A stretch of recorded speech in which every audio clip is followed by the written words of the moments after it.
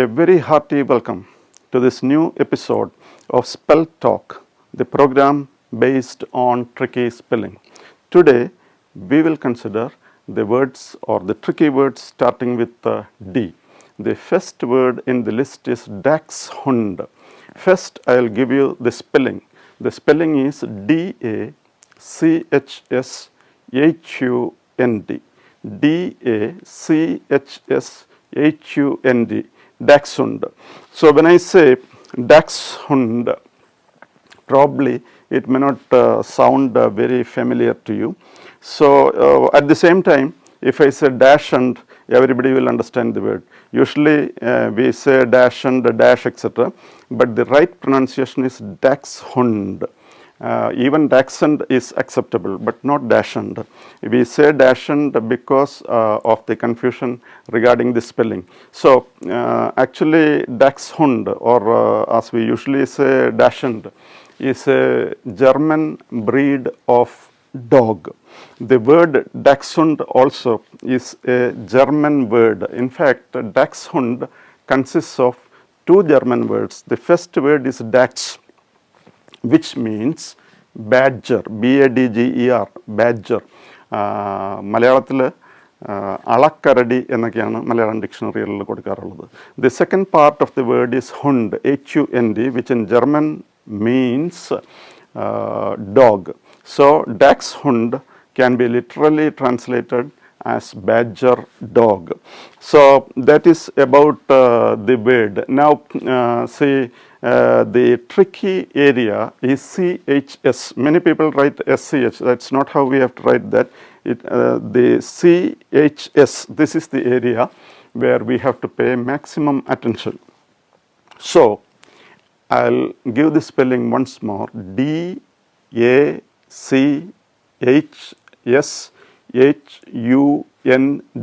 That is Dachshund. Okay, now the next word is DAHLIA. DAHLIA, which you usually call DAHLIA. Everybody is familiar with that word which we usually call DAHLIA. Probably the dictionary pronunciation will be DAHLIA. Now I'll give you the spelling. D-A-H-L-I-A. D-A-H-L-I-A. Usually students write the spelling of DAHLIA and I ask them to add H and they feel irritated. Why should there be an H in DAHLIA? So say the fact is that this flower, DAHLIA, was invented by a Swedish scientist or researcher, and his name was Dahl, D-A-H-L. So in order to honor him, I-A was added to his name. His name was D-A-H-L or Dahl. I-A was added to his name, and hence the flower came to be known as DAHLIA.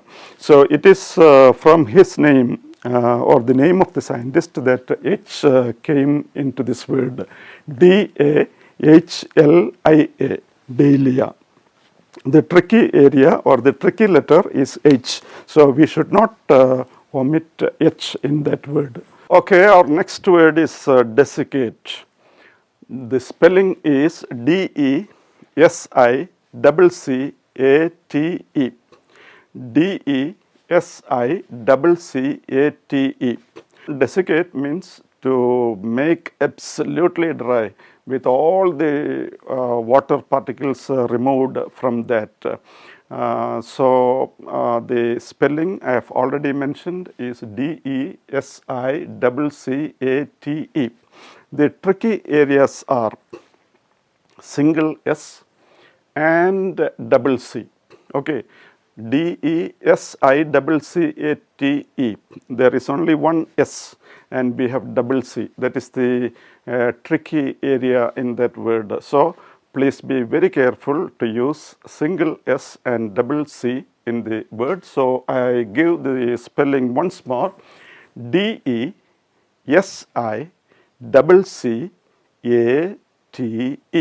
That is desiccate. Now our next word, deserts. Deserts. The spelling is D-E-S-S D-E-S-S-E-R-T-S. D-E-S-S-E-R-T-S.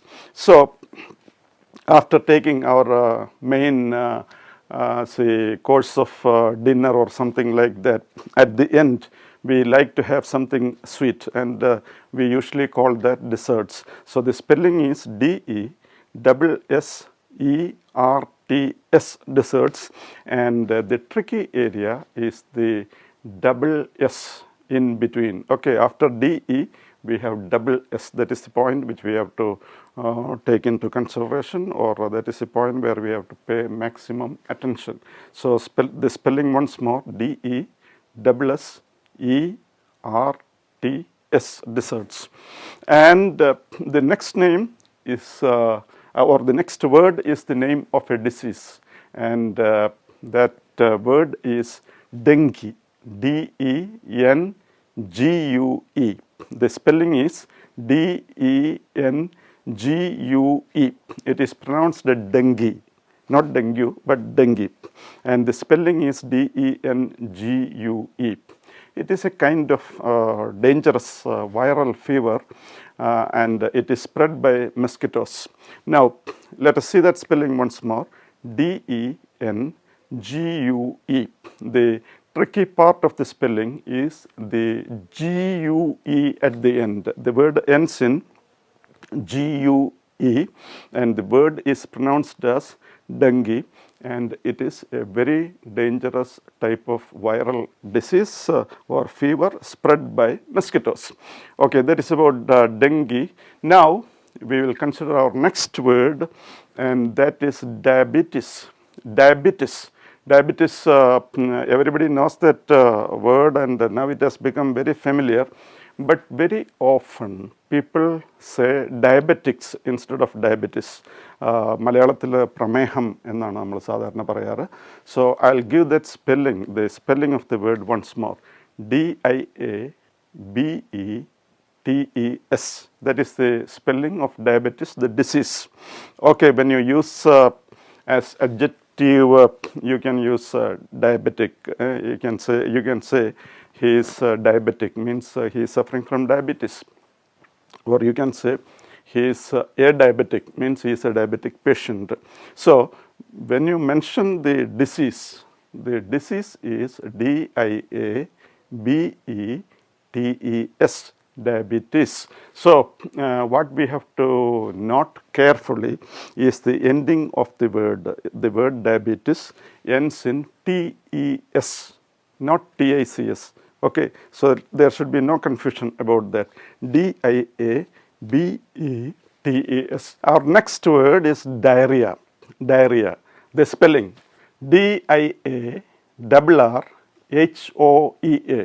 D-I-A-R-R-H-O-E-A.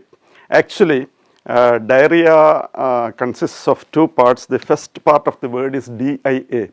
D-I-A means through. T-H-R-O-U-G-H, through. And at the end you have Rhea, R-R-H-O-E-A. Rhea means flow. So when you translate diarrhea literally, it means through flow. Okay, so all of us know that it is a disease of the stomach. മലയാളത്തിൽ നമ്മൾ അതിസാരം എന്നൊക്കെ പറയും. So that is diarrhea, the disease of the stomach, which causes us clear from this word, through flow from the stomach, etc. So diarrhea, D-I-A-R-R-H-O-E-A, diarrhea. Now see, there are many words in which this last part or suffix ria appears. For example, there is pyorrhea, there is logorrhea, etc. In logorrhea, the meaning is logos plus rhea. That means the flow of words, especially when there is some mental problem. Some people cannot control their talk. They go on talking and talking. They cannot control that. So there is a flow of words. That is called logorrhea. In the same way, in diarrhea also you see the word or the suffix double R-H-O-E-A, which means flow. So you have to pay great attention to the second part of the word, that is rhea, double R-H-O-E-A. So diarrhea, and See, when you write this word, you have to spell it as DIA RRHOEA. The tricky area is, of course, RIA, RRHOEA. We have to study that as such. The second part is slightly tricky, and RIA appears in words like pyorrhea, logorrhea, etc. Another thing is that when you use the word diarrhea, there is another spelling for this in American English. In other words, you can write diarrhea as mentioned already, but there will not be O in the American version. The American spelling is DIARRHEA, and the British spelling is DIARRHOEA. That is diarrhea. And our next word, decathlon, DECATHLON, DECATHLON, decathlon. Decathlon is a sports event in which there are 10 athletic items. We know that the word deca means 10. So decathlon means a sports event in which there are some 10 athletic events. Now, I'll give the spelling DECATHLON, DECATHLON. Deca means 10. And when we write this word, see, there is the tricky part, that is after th. We may write A or E, etc. There is no need of that. The word ends in THLON. That is what we have to be very careful about. Deca means 10, and there is no doubt about that. The meaning or spelling, etc. Same, say no confusion with that. But the end part of the word THLON, there is no letter like E or A after TH. That's what we have to be careful about. So the spelling is DECATHLON, decathlon. The next word is diary. Diary means the book in which we write the daily matters of the day. For the whole year you use that, and that is diary. The spelling is DIARY. DIARY. So the tricky area in the word is IA. We have to write that carefully. DIARY. When you are talking about the book, it is DIARY. And at the same time, we should be careful not to confuse it with another similar word, namely dairy. Dairy, DAIRY. Dairy means a shop selling milk, milk products, eggs, etc. So even a farm selling milk, milk products, eggs, etc. That farm some people call dairy farm. Again, a shop also can be called dairy if it is selling milk or if it is dealing in activities of that kind, milk, milk products, eggs, etc. So let us be clear about the spelling. DIARY is the spelling for the book diary. And when you are talking about milk, milk products, eggs, etc., we use the word dairy, DAIRY. So diary is DIARY and dairy is DAIRY. And the next word is drawing room. Drawing room, that is DRAWINGROOM, drawing room. Now, we see, I don't want to give much emphasis to the spelling here because I think it's quite familiar to everybody. Drawing room, there can be no confusion in spelling, pronunciation, etc. Meaning, so drawing room is the room where we relax, where we take rest, where we entertain guests, etc. That is the purpose of the drawing room. The drawing room is for relaxation, rest, comfort, and entertainment, etc. And the problem is something else. Very often, children ask us, okay, this room is called a drawing room. The question or the doubt is, what are we drawing in the drawing room? In the drawing room, what are we drawing? Actually, see, the drawing room is the place where we withdraw ourselves from a hectic day's activity. Okay, we withdraw ourselves from the toil and moil of the day, and we withdraw in ourselves from that, and we come to the drawing room for rest, comfort, entertainment, etc. So what are we doing in this room? Actually, we are withdrawing ourselves from the day's hard work and relaxing ourselves. So what can we call the room where one withdraws himself from hard work? It is the withdrawing room. Okay, so that is how the room was known in the past. The actual name was withdrawing room, but in course of time, people changed or shortened the word withdrawing room to drawing room. That is why this room is called a drawing room. So have no doubt about why it is called a drawing room. We are not drawing anything there. Actually, we are withdrawing ourselves, and the withdrawing room has now got shortened into drawing room. And now the next word is dysentery. Dysentery. I will give the spelling first. dysentery. dysentery.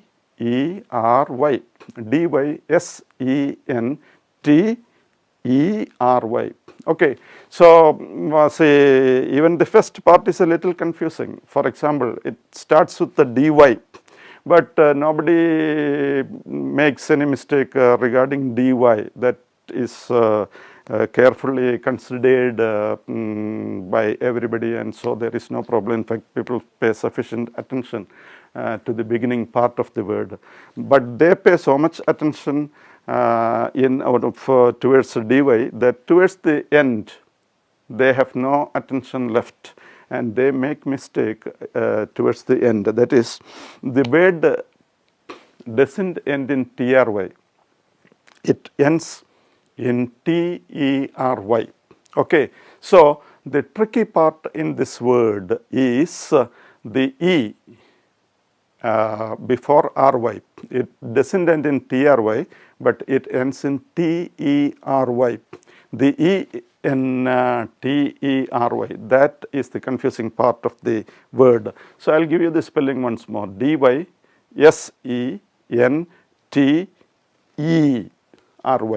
okay, the word ends in tery, not try. That is where maximum attention has to be paid. So dysentery, I will give the spelling once more. dysentery.